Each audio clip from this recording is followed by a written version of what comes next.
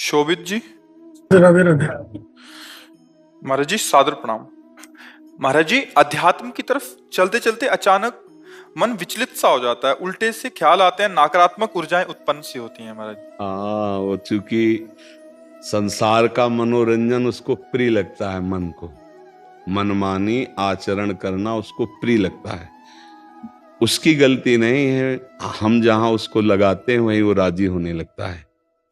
अब जैसे अध्यात्म मार्ग में लगा रहे हैं तो इसमें जहां जहां वो लगा रहा है उसके विरुद्ध बात है। उसको भोग चाहिए, उसको हर इंद्रिय के मना खष्टान इंद्रियाणी प्रकृति स्थान कर सती। 5 ज्ञानेंद्रियों के द्वारा वो विषयों में विचरने का स्वभाव बना लिया है। भगवान कह रहे हैं आप भगवान के अंश, ममैवांशो जीव लोके जीव भूता सनातना मना खष्टान इंद्रियाणी प्रकृति स्थान कर सती। आप इस मन के भुलावे में आकर, मन भोगों के भुलावे में आपको फंसाकर ये सदैव अधीन रखा है। अब अध्यात्म सुनना शुरू किया, अध्यात्म चल तो अध्यात्म में मन को वश में किया जाता है और अभी तक आप मन के वश में रहे। तो जब आप सपोर्ट नहीं देंगे तो वो आपका सपोर्ट करने लगेगा। इसकी चाल समझना, क्योंकि आपके बिना उसकी कोई सत्ता नहीं, वो आपके बिना कुछ नहीं कर सकता, आपके दस्तखत से ही करेगा। जैसे हमारा मन कह रहा है मैं देखूं, हम कह रहे नहीं देखना है, वो 100 बार कहेगा देखो, आप कहोगे नहीं ये देखो, अब वो लग जाएगा जिधर आप लगाओगे, पर वो कुछ समय तक लगेगा, फिर वो आपको वश में करने की कोशिश करेगा। और वो जब आप ना करेंगे तो आपको जलाएगा। अगर उस जलन को सह गए तो मन को अधीन कर लेंगे, और नहीं सह गए तो मन आपको अधीन कर लेगा। ये खेल चल रहा है। प्रायः सब मन के अधीन ही होते हैं। मन को कोई चेला बनाने वही सच्चा गुरु। दूसरों को तो चेला बनाना सहज है, मन को जो चेला बना ले वही सच्चा गुरु। मन ने सबको चेला बना रखा है, नहीं बना रखा? जैसा जैसा कहता है वैसे ही करना पड़ता है। और बड़ा बात यह है कि मन को हम जैसा कहें शास्त्र आज्ञा से वैसा चला ले, सो महात्मा, वही गुरु, वही भक्त। नहीं तो भाई भेष चाहे जो हो, पर मन के अधीनता से मुक्त होना बहुत कठिन होता है। कोई बिरला मन को अधीन करके भगवान की प्राप्ति करता है। तो आप लोग उसी बिरले में हैं, क्योंकि अगर सत्संग मिल रहा है, साधु संग मिल रहा है और अध्यात्म की बातें सुन रहे हैं, अध्यात्म में चल रहे हैं, तो हम ये नहीं कह सकते कि हमारे ऊपर भगवान की कृपा नहीं। कृपा है, पर हमें विचलित नहीं होना। कम से कम ये बात आप स्वीकार करते हैं कि कभी कभी वो हमको गिराने की कोशिश करता है, अर्थात आपका बहुत सहयोग देने लगा है। तो एक समय था कि हम पूरे उसके अधीन थे, आज है कि आधा आधा हो गया है। आधा वो हमारे अधीन हो रहा है, आधा अपने अधीन करना चाहता है। तो चढ़ाई और चढ़ते जाओ, उसके पॉइंट कम करते जाओ, अपने पॉइंट बढ़ाते जाओ कि अब 60%, अब 65%, अब 70%। फिर जिस दिन 100% तो तुम्हारे अधीन हो गया, उसी दिन भगवान के आनंद का जो स्वरूप है वो प्रकाशित कर देगा। अब ये लड़ाई बहुत जोर की है, छोटी मोटी लड़ाई नहीं है। वो छोटा मोटा शक्तिशाली नहीं, बहुत शक्तिशाली है। क्या? आपको सपोर्ट देगा, राधा राधा राधा, फिर धीरे से आपके सामने रखेगा। देखो इतने दिन जब करते हुआ कोई सुख तो नहीं मिल रहा, इसको भोगो, अभी आनंद आ जाएगा। और देखो ये भोग आपके पास व्यवस्थित है, देखो ना, अभी आनंद आ जाएगा। अच्छा, अब रुका राधा नाम, अब वो उस भोग में ले गया। अब राधा नाम जपना चाहोगे तो अच्छा नहीं लगेगा, अरुचि, वो अपने अधीन करता चला जाएगा। कोई विवेकवान गुरु कृपा पात्र इसकी ये चाल समझ जाता है, अरे अरे मुझे तो पुनः फंसा रहा है, गिरा रहा है। नहीं नहीं नहीं, राधा राधा राधा राधा राधा राधा राधा राधा राधा, तब बचा जा सकता है। ले ये बहुत प्रवीण है मन, बहुत फुसला के फंसाता है। ऐसे ये फंसाता है कि देखो देख लेंगे, छुएंगे थोड़ी, नजदीक पहुंचा जिस विषय का, छू लेंगे, कुछ होगा थोड़ी, और धीरे धीरे धीरे वो तुम्हें लगेगा कि यार गलती हो गई, ऐसा क्यों हो गया, ऐसा यूं हो गया कि उसकी चाल को नहीं समझ पाए हम, उसकी चाल को नहीं समझ पाए। हर एक इंद्री के साथ ये जुड़ा हुआ है। ये सुन लेंगे, ये देख लेंगे, ये छू लेंगे, ये भोग लेंगे, इन्हीं इंद्रियों के कारण हमें परमात्मा प्राप्ति नहीं हो रही। यही इंद्रियां भोगों में फंसाए हुए हैं और उसका मुखिया ये मन है। और ये बहुत चतुर मंत्री है आपका मंत्री। पर ऐसा समझ लो कि भोला राजा और चतुर मंत्री, तो उसकी दुर्दशा कैसी होती राजा की। जो सलाह देता है वैसे ही कर देता है और फंसता चला जाता है। और मंत्री अपने को बलवान बनाकर केवल नाम मात्र का राजा उसको बनाए हुए सारा काम वही कर रहा है। देख लो आप, नाम मात्र के आप जीवात्मा भगवान के अंश हो, सारा काम वही मन कर रहा है। हमारा मन कर रहा है आज ये खाएं तो हम खाएं, नहीं, ये मन की मांग है, तेरी मांग नहीं है। लेकिन ऐसा कौन भेद पैदा कर पाता है। मेरा मन कह रहा है आज ये देखा जाए, तो अब भाई देखा जाए। मेरा मन कह रहा है, तो कभी कभी मन अच्छा सपोर्ट करता है। जैसे आपको मन ने ही कहा चलो चलते हैं सत्संग में, बाबा के पास बैठते हैं वृंदावन में, तो अच्छा सपोर्ट दिया ना। वो सपोर्ट ना देता तो आप नहीं आ पाते। बस इसको अच्छे सपोर्ट के पॉइंट में लगाते रहो। और जब बुरा सपोर्ट करे उस समय सहना बहुत कठिन होता है। अगर मन ने ठान लिया कि अब ये करना है और आपने कह दिया ना, तो आपको जलाना शुरू करेगा। और उस जलन को जो सह गया, यम ही न व्यथ्यन्ते ते पुरुषम पुरुषर्षव सम दुखा सुखाधीरम स्वमृतत्वाय कल्पते। उस जलन को जो सह गया सो भगवान को प्राप्त करने की सामर्थ्य रख लेता है। बहुत कठिन है मन की जलन को सहना। बाहर के थप्पड़ सह जाना सही, लेकिन मन के थप्पड़ सहना बहुत कठिन, सबको गिरा देता है।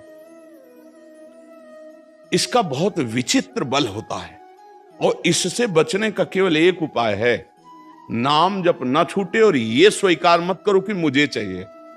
जैसे मन कह रहा है आज उस होटल में चलते हैं, अब रसेंद्री और मन एक हो गया है।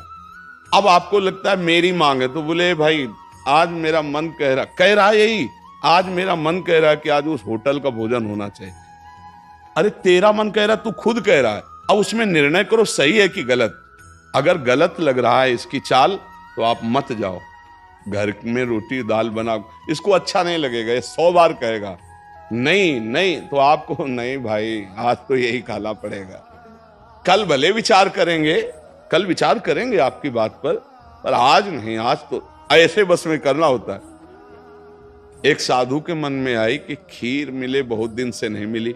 मन है कभी कुछ भी सोच सकता है, बहुत व्याकुलता हो गई, बस खीर खीर खीर। तो एक भगत के यहां गए, 10-5 गाय भैंस बंधी थी। उन्होंने कहा कि आपकी श्रद्धा है संतों पर। उन्होंने कहा महाराज आदेश कीजिए। तो बोले 10 संतों के लिए खीर बना सकते हो आप?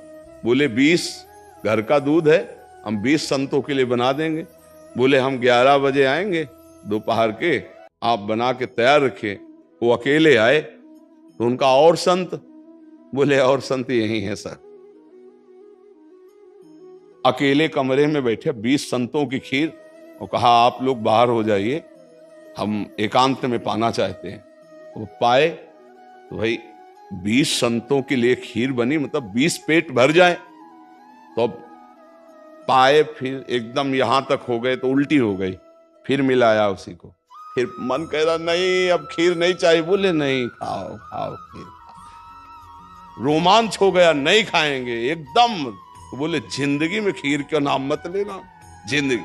तो या तो ऐसे उतरो, या तो ऐसे उतरो। इसको वश में करना बहुत अच्छा। एकदम विरोध भी नहीं कर सकते आप इसका, चल ही नहीं पाओगे। इसका विरोध भी एकदम नहीं कर सकते, सपोर्ट भी करना पड़ेगा। तो अच्छी बात में इसका सपोर्ट करो। अब कह रहा है जैसे हमें आज मीठा खाना है, ठीक है तुम्हारी मांग बुरी नहीं है। गए किसी अच्छी दुकान से लिया, ठाकुर जी को भोग लगाया, पाली, तो उसका सपोर्ट हो गया। अब वो बुरी बात कह रहा है, अब नहीं मानना है। उस समय जो जलन उसे सह जाओ, बस यही साधना का है। मन को अगर अधीन कर लिया तो बात बन गई। एक हम बार बार सुनाया करते कि मन मारिया तन बस में की ना, हुआ भरम सब दूर, बाहर से कछ दिखत नाई, अंदर चमके नूर। आपो त्याग जगत में बैठे नहीं किसी से काम, उनमें तो कछु अंतर नाई, संत कहो चाहे राम। वो गृहस्थी में भी है। आप एक पत्नी व्रत लिए हुए धर्म से आप चलते हैं दूसरी किसी माता बहन की तरफ गंदी दृष्टि नहीं, धर्म से धन कमाते, परिवार का पोषण करते, नाम जब आप महात्मा है, आप सतमार्ग के पथिक हैं, क्योंकि आप अपने प्रवृत्ति धर्म से चल रहे हैं और एक निवृत्ति में अपने धर्म से चल रहा है, तो वो महात्मा है। ऐसा महात्मा का मतलब केवल वेश से नहीं होता, महात्मा का मतलब उस लक्षण से होता है।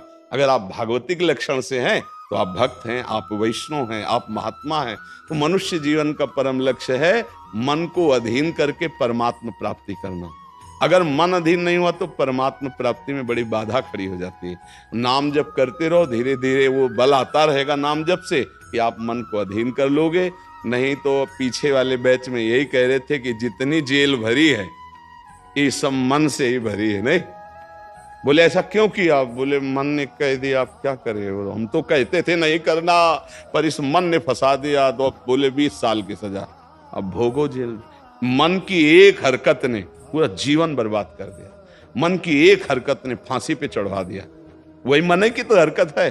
तो हमें लगता है बहुत होश में रहा जाए, ये जो मंत्री है सलाहकार मन, इस पर नजर रखी जाए कि इसकी गलत सलाह पे दस्तखत ना करो। और अगर आप स्वीकृति नहीं देंगे तो कुछ नहीं कर पाएगा, पक्का समझना। आपकी स्वीकृति से ही होता है जो कुछ होता है। आप जहां कह देते हैं कि चलो अच्छा ठीक है, बस फिर आपकी कोई गम नहीं है, वो आपसे करवा के मालेगा। इतना बलवान मन है, बड़े बड़ों से करवा लेता है।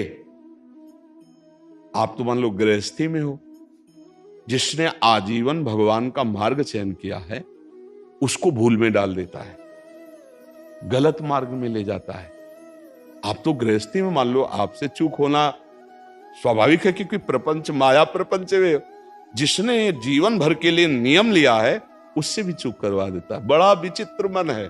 हाँ, अगर मन कहीं अधीन हुआ है तो भगवान का आश्रय लेकर और विवेक के द्वारा इसे अधीन किया जाता है। और विवेक ये बाजार में मिलता नहीं है, ये सत्संग से मिलता है। जैसे आप सुन रहे हैं, बिन सत्संग विवेक न होई और राम कृपा बिन सुलभ न सोई। सत्संग होता है भगवान की कृपा से, और सत्संग से मिलता है विवेक, और विवेक से मन का शासन निर्णय किया जाता है। तू गलत सलाह दे रहा है और मेरी मांग नहीं तेरी मांग है, मैं इसको रिजेक्ट करता हूं, नहीं पास करता हूं। बस वो कुछ नहीं कर पाए। पर इतना ज्ञान नहीं रहता भैया, जहां वो मन से आज गरम गरम कचौड़ी दाल की हो और फिर चटनी हो, फिर अब आप खोज करोगे कहाँ बन रही है, हम खरीद के खाए। मन ऐसे ही फंसा रहा है। आप देखो ना, अपने घर में सब भोग सामग्री है, लेकिन जिनका मन, जो भजन नहीं करते, जो सत्संग नहीं करते, उनका मन गंदे आचरणों में फंसा है। घर में वो सब भोग सामग्री, धर्म पूर्वक भोग करके वो भगवान को प्राप्त कर सकते थे, लेकिन वो अधर्माचरण, कलह, अशांति घर में है, और उनका मन कहां ले जाता है? गंदे गंदी जगह उनको फंसाए। ये मन की चाल है। आपके घर में है, धर्म पूर्वक भोग सकते हैं, लेकिन आपसे अधर्म करवाता है, पापाचरण करवाता है। आप विचार करो क्या है इन शरीरों में, क्या है, या उन भोगों में क्या है? कितना भोगोगे? चाहे जितना भोग लो, कभी तृप्ति होने वाली नहीं। और धर्म से चलोगे तो एक दिन इनसे निवृत्ति हो जाएगी, तृप्ति तो नहीं, निवृत्ति हो जाएगी, और आप प्रभु को प्यारे, प्रभु के प्रियजन बन जाएंगे। यही मनुष्य जीवन का लाभ है कि हम कमाई करने आए धर्म की, पुण्य की, नाम की, भगवान का नाम जप करके मंगल करने की, पर ये दिमाग में नहीं रहता। और यही लगता है जितना धन हो जाए, जितनी भोग सामग्री हो जाए, खूब भोगे, मौज से जिए। पर अधर्म आचरण करने वाला कभी मौज से नहीं रह सकता। ये शब्द याद रखो, चिंता, भय, शोक, घबराहट और दुख, ये उसको कभी छोड़ेगा नहीं जो पाप कर्म करता है। अचानक बेमतलब की कल्पना भय की सवार रहेगी और धीरे धीरे वो मन डिप्रेशन में पहुंचने लगता है। क्यों? क्योंकि पापाचरण हो जाता है। और घर के किसी व्यक्ति से ठीक से बात नहीं करेगा। क्यों? अंदर से डिस्टर्ब हो चुका है। ये क्यों हुआ? बोले पापाचरण से हुआ। आज बहुत ज्यादा लोग डिप्रेशन में जा रहे हैं, बहुत ज्यादा लोग। इसका कारण जानते हो क्या है? यही मनमानी आचरण। मनमानी आचरण बचपन से शुरू हो जाता है, गंदा आचरण, गंदा व्यवहार, और वो दिमाग काम नहीं करता। एक प्रियता हमारे अंदर होती है कि कोई हमें प्यार करे, आप समझ ना। एक हमारे अंदर प्रेम की मांग होती है कि कोई हमें प्यार करे। नौ किशोर अवस्था में, जब यौवन अवस्था का, अगर उस समय हमें गलत संग मिल गया तो विक्षिप्त हो जाता है चित्त। अच्छा, प्यार कोई समझ पावे तो मुश्किल की बात है। प्रेम का निर्वाह तो सिर्फ भगवान करते हैं, या भगवान प्रदत्त ऐसा कोई दे दे जो प्रेम का निर्वाह करे। नहीं, अपने हृदय से जिसको हम प्रेम करते हैं और वो कहीं दूसरी जगह देख रहा है, अब विक्षिप्त हो जाएगा वो व्यक्ति, नहीं हो जाएगा। और ये प्रायः बहुत तायत में हो रहा है। क्यों? क्योंकि पूर्व संस्कार बन गए। अच्छा, जैसे देखना, बॉयफ्रेंड गर्लफ्रेंड, ब्रेकअप, फिर बॉयफ्रेंड, फिर गर्लफ्रेंड। समझ रहे हैं क्या संस्कार पड़ रहा बच्चों के अंदर? अब वो जब वर्ण करेंगे एक पति का, तो उनके अंदर निष्ठा आ पाएगी, वो संयम से चल पाएंगे, वो एक गृहस्थी को संभाल पाएंगे, वो अपने पति या पत्नी पर पूर्ण प्रेम कर पाएंगे? नहीं कर पाएंगे। क्यों? क्योंकि आदत खराब हो चुकी, संस्कार खराब हो चुके। अब ये हमारे समाज में ज्यादा फैल रहा है, नहीं फैल रहा है। अब जहां मन को संयम में लाने की बात आती है, वहां मन को तो हमने पहले ही रद्दी कागज बना दिया, पहले ही हमने उसको गंदा कर दिया। अब कैसे हो सकता है? गृहस्थी बहुत पावन मार्ग है, कोई ऐसा नहीं है। मान लो पवित्र शरीर दोनों के हैं और फिर धर्म से ग्रहण किया गया, वो फिर एक अच्छी गृहस्थी बनती है। अब पहले ही, इसलिए भाई बहुत संभालने की जरूरत। आप तो बड़े भाग्यशाली जो अध्यात्म में इस बात को समझ रहे, नहीं तो आज हमारा समाज थोड़ा गलत रास्ते की तरफ जा रहा है, गलत मार्ग है जिसको कोई समझ नहीं रहा। हमारे नवीन नवीन बच्चे, नवीन नवीन बच्चियां, नवीन नवीन भाई इस भूल में फंस गए कि ये सुख है और ये भोगना मतलब जीवन का लाभ है। नहीं नहीं नहीं, इसको धर्म के अंतर्गत रखा गया। देखो, हमारे शास्त्र में 4 पुरुषार्थ रखे गए, धर्म, अर्थ, काम, मोक्ष। काम कहां है? तीसरे नंबर पे है। पहले में क्या है? धर्म, और आखिरी में क्या है? मोक्ष। जो धर्म से चलता है, धन धर्म से कमाता है, धर्म से काम भोग करता है, वो मोक्ष को प्राप्त हो जाता है। आज 2 बातें हट गई, पहली और आखिरी, धर्म और मोक्ष हट गया, अब अर्थ और काम रह गया, नहीं रह गया। बस यही पशुता बढ़ती चली जा रही है। अब ये संतों की बातें कड़वी लगेंगी समाज को, लेकिन भैया बहुत गलत रास्ते में अपने लोग जा रहे हैं। इससे लौटना अभी संभव है, अभी लौटना संभव है। अगर कदम आगे बढ़ते चले गए तो आप लौट नहीं पाएंगे। आप देखो, हमारे नवीन बच्चों में बहुत डिप्रेशन की ये बात आती चली जाए। क्यों? विक्षेप पे विक्षेप पड़ रहा है। अब वो उससे आसक्त है, वो ब्रेकअप हो गया, अब उसका दिमाग पे जो भार पड़ा वो पूरे जीवन की जीवनी शक्ति को नष्ट कर रहा है, चाहे बच्चा हो चाहे बच्ची हो। मतलब कई ऐसी समस्याएं प्रकट हो रही हैं जो अपनी बात कह नहीं सकते हैं और अंदर ही अंदर वो अपने को खोखला कर लेते हैं। हमें लगता है कि माता पिता को, परिवार को इन समस्याओं से, बच्चों से जुड़कर उनको हटाना चाहिए, उनको शिक्षा देनी चाहिए, उनको ऐसा मित्रवत बल देना चाहिए जिससे उनकी मानसिकता उभरे। अगर ये छूट बनी रही, इसे कहा जाता है दोस्ती, लेकिन भारी दुश्मनी फैल रही है, भारी हमारे जीवन का नाश करने वाली वृत्तियां फैल रही। तो इसलिए इससे बचा जाए और नाम जप किया जाए। अगर मन को छूट मिल जाए तो नरक पहुंचाने की पूरी व्यवस्था कर देगा।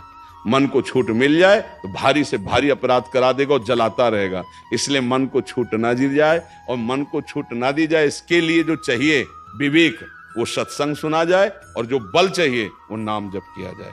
नाम का बल और सत्संग का विवेक, ये 2 ही बचा सकते। साधन को हरि भजन है, कै सत्संग सहाय।